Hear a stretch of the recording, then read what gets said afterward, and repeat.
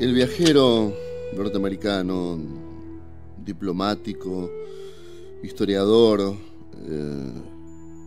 que editó en el año 1832 este libro que tengo en las manos, que se llama Cuentos de la Alhambra, vivió algún tiempo, varios meses, en el mismo palacio de la Alhambra. No es que fue a visitarlo y después escribió una crónica periodística, buscó 3 o 4 fotos, sencillamente porque las fotos no existían, y sí los daguerrotipos, en todo caso, y porque en aquel tiempo parece que, ciertas personas podían vivir, pernoctar por algún motivo en la Alhambra, y tan dúctil para los libros de viaje, para las descripciones, como lo fue y lo es a través de su obra Washington Irving. Vamos a compartir el primer texto de estos que nos llevan al reino nazarí de Granada, en una época en la que los prejuicios reinantes respecto de todo lo que tiene que ver con el Islam o el Al-Andalus incluso, hablando del corazón más aparente del Al-Andalus, que son las islitas o los enclaves de Ceuta y Melilla, enclaves coloniales todavía de España. Allí hay grandes racias y persecuciones del mundo cristiano sobre el mundo islámico, aún todavía, pero no en el año 70 ni 80, ayer, antes de ayer, todos los días sucede eso aún. Irving, obviamente, con el peso de la historia, pero sin el maniqueísmo reinante en la actualidad, ni con la moral dominante, escribió este texto que está mediando el libro lleno de ilustraciones hermosas, que se llama Recuerdos de Boabdil.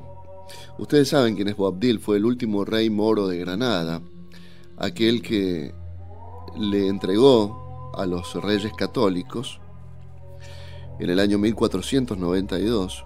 Fíjese usted qué año tan dramático para la historia de la humanidad. Fueron expulsados los judíos de España. Se dio esa gran diáspora que fue hacia Europa del Este y hacia más allá todavía.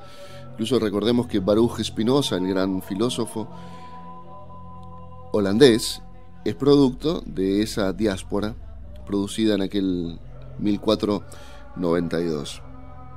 Y Boabdil, que tenía mucho corazón pero pocas luces para gobernar, se dejó enredar por asuntos familiares, unos cuantos asuntos, 2 o 3 primos canallas, 3 o 4 mujeres que no valían la pena, un poco de cobardía, y la saña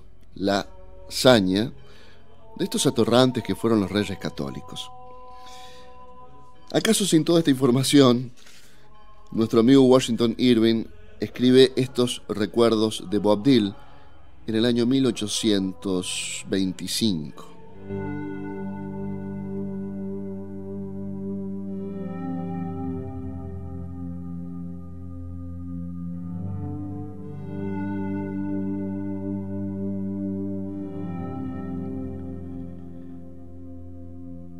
Todavía acalorada mi mente con el tema del infortunado Boabdil, me dispuse a buscar los recuerdos que de él quedan en este escenario de su soberanía y de sus infortunios. Se refiere al Palacio de la Alhambra. En la Torre de Comares y debajo del Salón de los Embajadores hay 2 habitaciones abovedadas, separadas entre sí por un estrecho pasadizo, que fueron, según dicen, prisiones de él y de su madre, la virtuosa Aixa la Horra. Y en verdad, ninguna otra parte de la torre es más a propósito para este fin. Las paredes exteriores de estas cámaras tienen un extraordinario espesor y sus ventanas están aseguradas por barras de hierro. Se hace la imagen mental, ¿no? Una estrecha galería de piedra con un bajo parapeto se extiende a lo largo de 3 de los lados de la torre, precisamente debajo de las ventanas, aunque a considerable altura del suelo. Créese que desde esta galería descolgó la reina a su hijo, con sus propios ceñidores y los de sus doncellas, protegidas por la oscuridad de la noche, hasta la ladera donde algunos de sus fieles partidarios esperaban con rápidos corceles para trasladarlo a la montaña. Se refiere Washington Irving a la huida de Boabdil, a el entierro del cadáver de Moraima. Fueron de la Alhambra de Granada hasta las Alpujarras de Granada, muy cerquita del mar Mediterráneo, unas serranías que hay ahí, dicho sea de paso, donde nació mi padre. Sigue describiendo estos lugares por donde andaba Boabdil, el rey triste. En vano pregunté por las alfombras, por alguna otra huella del rey Boabdil y su última salida de la Alhambra, poco antes de entregar la capital y el reino. Con el melancólico acento de su abatido espíritu, o guiado tal vez por algún supersticioso impulso, pidió a los reyes católicos que en adelante no se permitiera a nadie pasar por ella. Según las viejas crónicas, fue atendido su ruego gracias a la mediación de Isabel, y esa puerta fue tapiada. Dice más cosas Washington Irving respecto de este espacio de la Alhambra y de los recuerdos de Boabdil. Dice que montado a caballo en un punto la ruta se cierra y que el monarca musulmán, desde este punto de partida, miró a su reino. Cruzando el Cerro de los Mártires y siguiendo por la tapia del jardín de un convento que lleva el mismo nombre, descendí, dice Irving, a un abrupto barranco rodeado de pitas y chamberas y poblado de cuevas y chozas de gitanos. La bajada es tan violenta y quebrada que tuve que apearme y llevar el caballo de la brida. Por esta vía dolorosa inició su amarga salida el pobre Boabdil para evitar el paso a través de la ciudad, quizá debido a la natural repugnancia de que los habitantes no fuesen testigos de su humillación, pero sobre todo, y es lo más probable, por temor a que se produjera algún disturbio popular.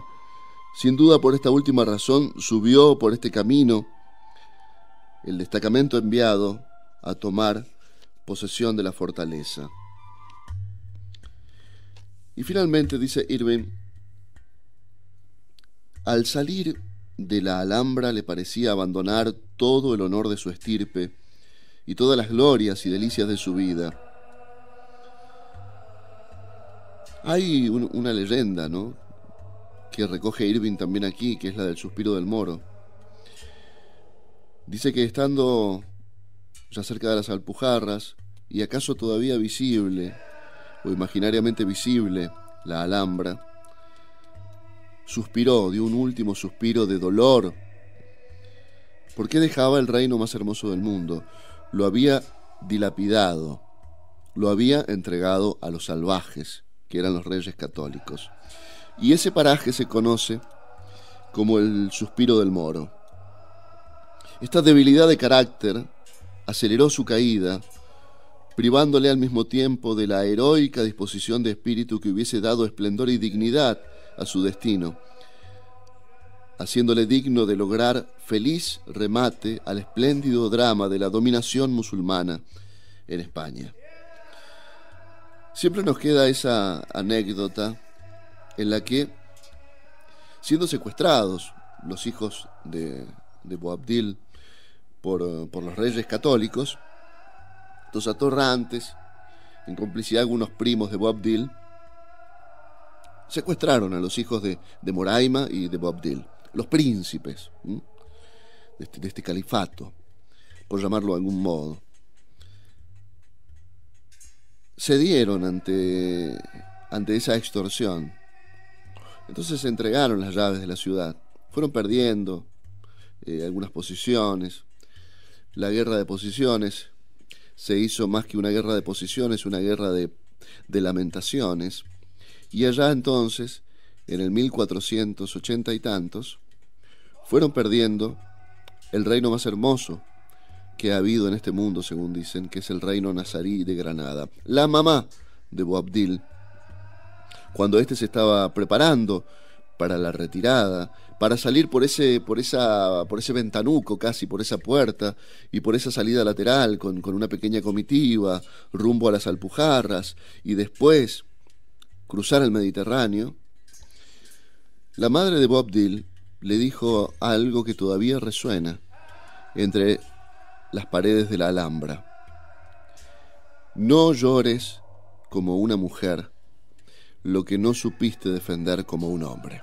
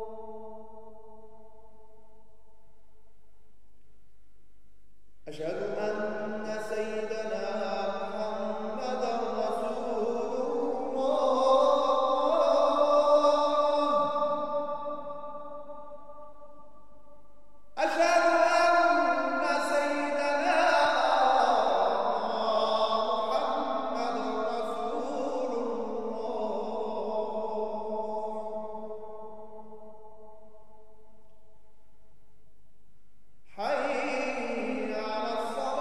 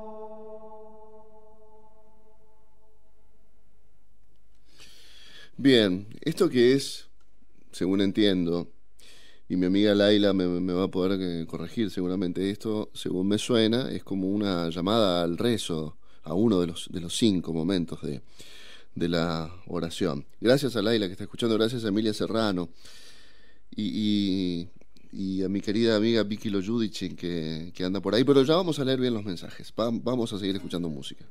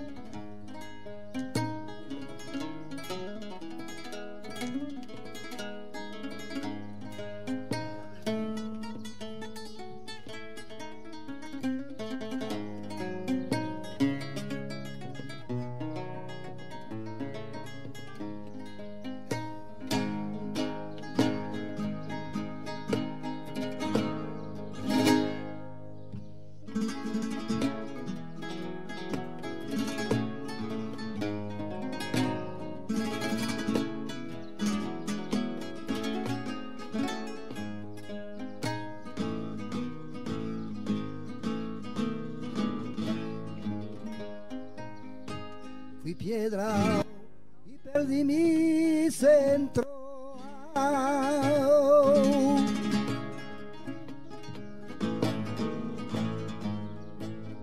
Fui piedra y perdí mi centro. Bueno, muchas gracias a los oyentes que andan por ahí compartiendo estas cosas que tienen que ver con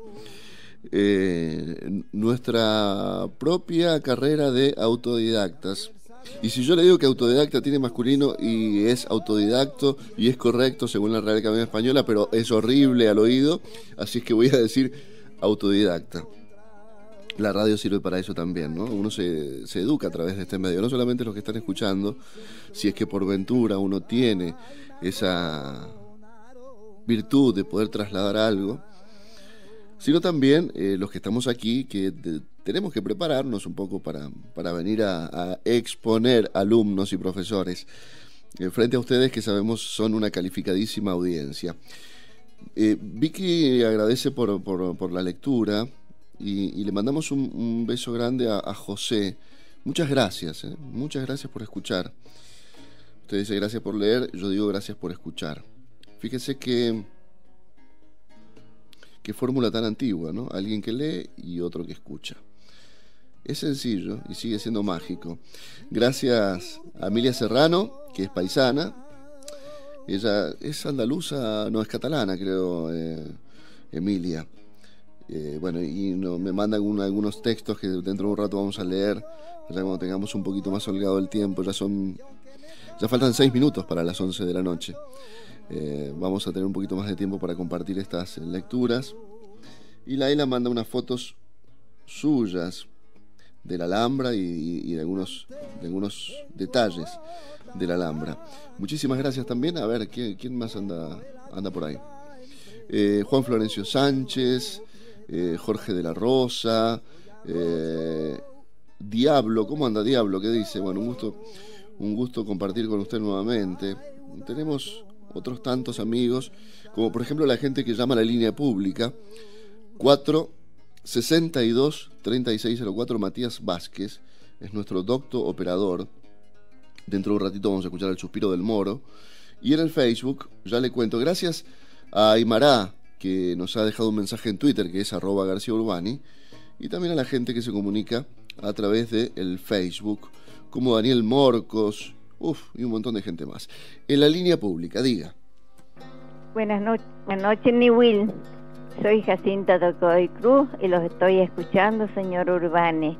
Para mí lo más maravilloso, lo que más amo son los libros.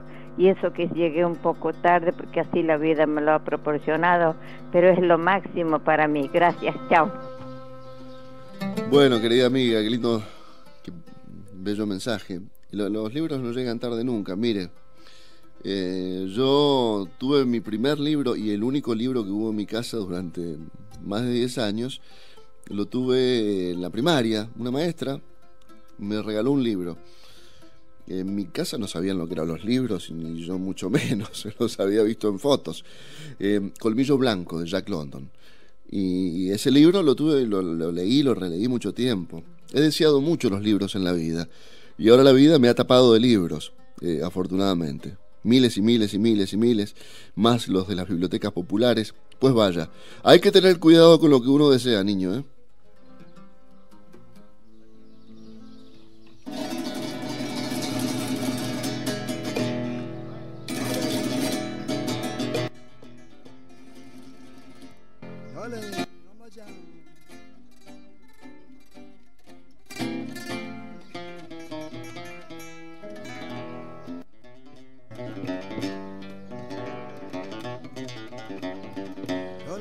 Bueno, entre el sur de España, el sur de Francia y el norte de África, esto que también corresponde al Al-Andalus, y es el grupo precioso que se llama El Suspiro del Moro.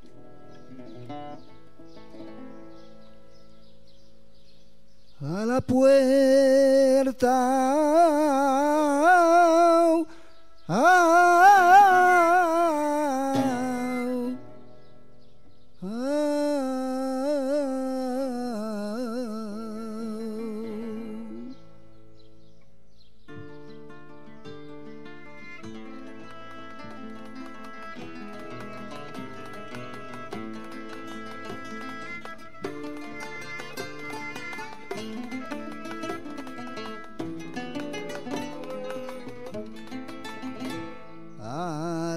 puerta de un rico avariento llegó Jesucristo y limona pilló, pero en vez de darle la limona, los perros que había se lo asusó, y Dios permitió que al momento los perros murieran y el rico avariento pobre se quedó.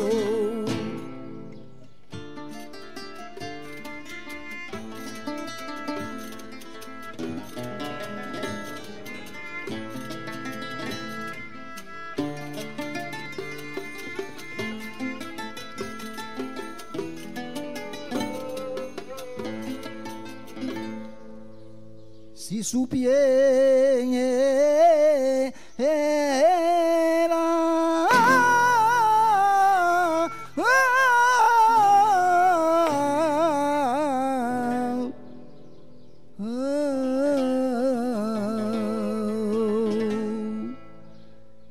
si supiera la entrada que tuvo el rey de los cielos,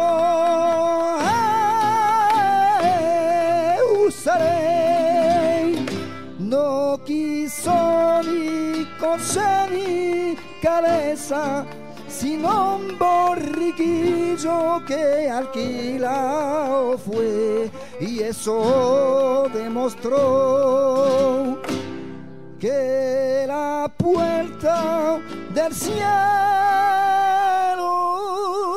divino tan solo la abre la santa humildad.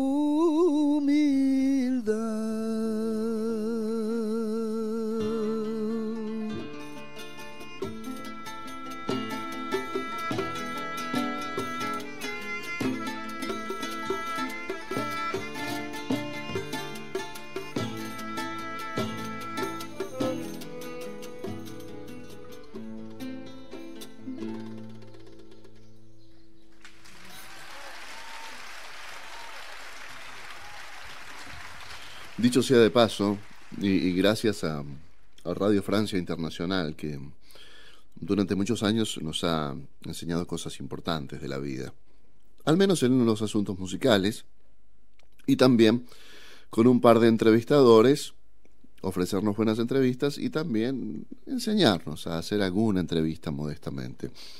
En el auditorio de Radio Francia Internacional se grabó hace, no sé, allá por los 90. Este disco de El Suspiro del Moro fue difundido y repartido gratuitamente a un montón de radios del mundo. Yo tuve la suerte de recibir un ejemplar de esto cuando todavía no sospechábamos que nuestros intereses literarios o vitales, más allá de lo que tiene que ver con la sangre y la familia, iban a ir en mucho y con mucho por este lado, el lado del Al-Andalus. Vamos a hacer una pequeña pausa en Calle 52. Hoy nos salimos del jazz, pero nos quedamos dentro de una música igualmente bella, igualmente llena de vida y de misterio como el jazz, que es la música del Al-Andalus. Calle 52, la arquitectura de la sombra.